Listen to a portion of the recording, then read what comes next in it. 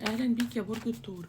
النهارده كل سنه وانتم طيبين. الاول النهارده هنعمل قرايه مختلفه. القرايه دي هنشوف والجو كله روحانيات كده، ايه الشعور اللي انت بتعاني منه يا برج الثور. وايه الذكر اللي يطهر الشعور ده. اللي احنا هنقعد نردده الاسبوع ده، على يعني او كام يوم دول، زي ما تحبوا او لما تحسوا ان الشعور ده راح.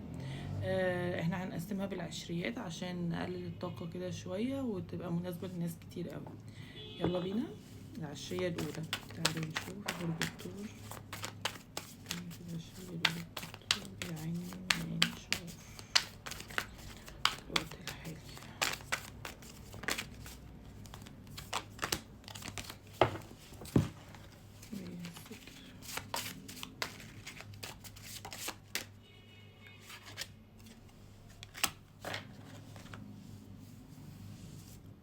بصي يا برج الثور، العشرية الأولى واضح ان انت بتعاني من غضب، بتعاني من زعل، حاسس ان انت آه مش عارف توصل للحاجة اللي انت لأحلامك مثلا، او لحاجة معينة انت بتفكر فيها، هدف معين مش عارف توصل له.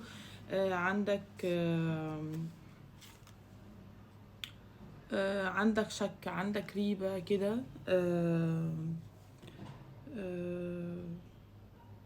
بس فبس الأهم حاجة انك عندك غضب من موقف معين، أو يعني في الأغلب هدف مش عارف توصله. فأيا كان اللي انت عايز توصله او مش عارف او حتى عندك يعني زي انت مش عارف تعمل ايه، يعني مش عارف تتخطى ده ازاي، او تروح لده ازاي، او توصل لده ازاي. فانت محتاج تدعي يا برج الثور. ازاي؟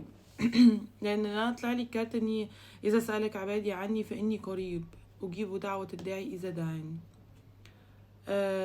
فليستجيبوا إلي وليؤمنوا بي لعلهم يرشدون. فأنت محتاج تقوي إيمانك شوية برج الثور وتدعي. بندعي ازاي؟ ان احنا واحنا بندعي بنتخيل ان الحاجة اللي احنا عايزين نوصل لها دي بتحصل عشان تتحقق. تمام. فهو واضح ان ربنا مستنيك انك تقرب له اصلا يا برج الثور، ومستنيك ان انت تدعي اكتر ليه يعني. دعاء اكتر، بتسعى بس الدعاء اكتر. تمام. يلا نشوف العشرية التانية لبرج الثور. يلا بينا. العشرية التانية لبرج الثور، الشعور اللي بيعانوا منه.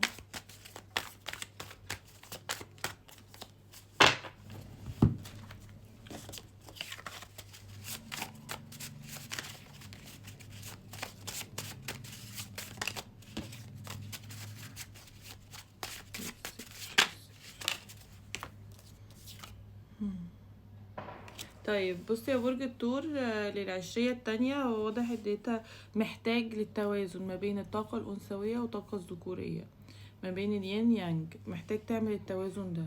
التوازن ده ممكن يكون مش يعني مش موزون بسبب انت عندك جروح الأب. تمام. جروح الأب دي بنعرفها ازاي؟ ان ممكن تيجي تقولي لا انا علاقتي بابايا كويسه جدا ما فيهاش اي حاجه، فماشي تمام. احنا بس بتحصل احداث واحنا صغيرين بنخزنها في دماغنا، ممكن تكون احداث بسيطه جدا ما فيهاش اي حاجه، بس دي بتخلي تفاعلاتنا بعد كده هي اللي يبقى عندنا جرح حب، فبنتعرض لموقف معين عشان نعرف دوت. تمام.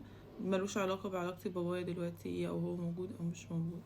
فاعرف ازاي جروح الاب؟ ان انا بجذب للبنات، بتجذبي رجال غير متاحين عاطفيا. تمام. بالنسبة للكل يعني جذب المتلاعبين والنرجسيين. هو كله على العموم للولاد والبنات يعني. الانجذاب لرجال أكبر سنا منك، من 15 ل25 سنة مثلا أكبر، فتحس إنك منجذبة ليهم. بتحبي تنجذبي لأصحاب السلطة والنفوذ والمناصب. تأخر في الارتباط، ضعف في استقبال الخير، طاقة مبادرة تجاه الرجال ده للبنات.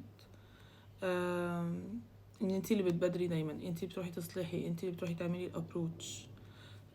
مشاكل في الوظيفة، مشاكل في الأموال، مشاكل في الهرمونات، سواء تكيس مبايض أو مشاكل في الخصوبة بالنسبة للولاد والبنات. والسمنة الزائدة. هو مش لازم كل دوت يكون فيك يعني، في بعضها على الأقل 3 منها. تمام. فانت واضح ان انت محتاج تعمل تسامح للأب، وتعمل تسامح لنفسك. خلينا نشوف ايه الذكر اللي ممكن يساعدنا في كده. ايه الذكر اللي ممكن يساعد على التشفي من جروح الأرض؟ ربنا يساعدنا.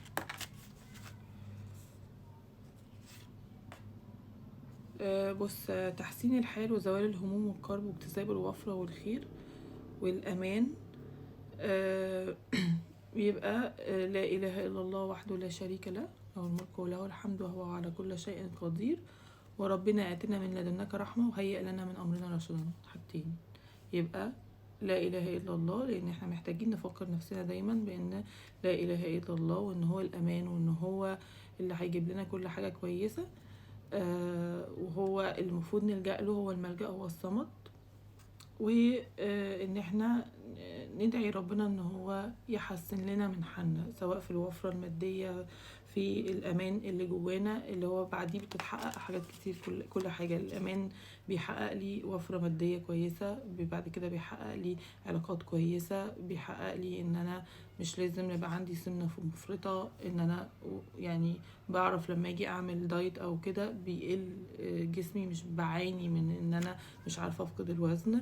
وكل الحاجات اللي انا قلتها دي بتبتدي بالتدريج بتقل. فالذكر ربنا آتنا من لدنك رحمة وهيئ لنا من أمرنا رشدا، ولا إله إلا الله وحده لا شريك له، له الملك وله الحمد وهو على كل شيء قدير. تمام. يلا نشوف العشية التالتة. العشية التالتة ايه اللي بيعمل، ايه الشعور اللي بيعمل منه العشية التالتة بالدكتور. يلا بينا.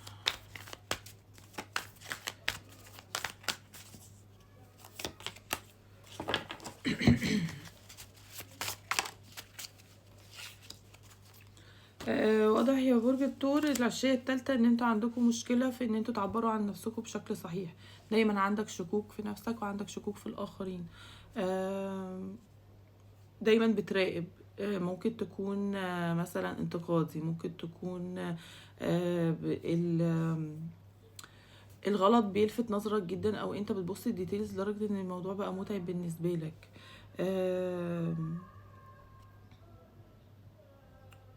بس الاهم ان انت شكاك جدا، عندك على طول شكوك، ودي حاجة تعباك وحاسس ان فيه غموض بيحصل، وان انت مش عارف تعبر عن نفسك بشكل صح. دايما بتحب تراقب اكتر من ان انت تعبر وتتكلم. ممكن تكون انتقامي شوية، ممكن تكون حاسس انك هادي وثابت وكده، بس من جواك انت مش لاقي مرسى معين. فالذكر اللي هيطهر ده، كل دي مشاكل في الحلق، في شكر الحلق. فالذكر اللي هيطهر الشاكرا دي، بس طبعا بتحط النية الاول. اسمه الله الحي. الله الحي هنقوله 100 مرة بعد كل صلاة. تمام. الله الحي. خلاص كده برج الثور، عملنا العشيات التلاتة. وايه رأيكم في التعليقات؟ وهل نعمل القراية دي كل اسبوع؟ واهم حاجة قبل ما تعملوا الاذكار تحطوا النية ان احنا هنطهر المشاعر دي، وتبتدوا تقولوها 100 مرة بعد كل صلاة، او طول ما انتوا قاعدين فاضيين، بس نحس بالذكر نفسه، نحس بيه عشان يبقى ليه افكت علينا. تمام، او تأثير علينا. خلاص، يلا قولوا لي رأيكم في التعليقات، وباي باي.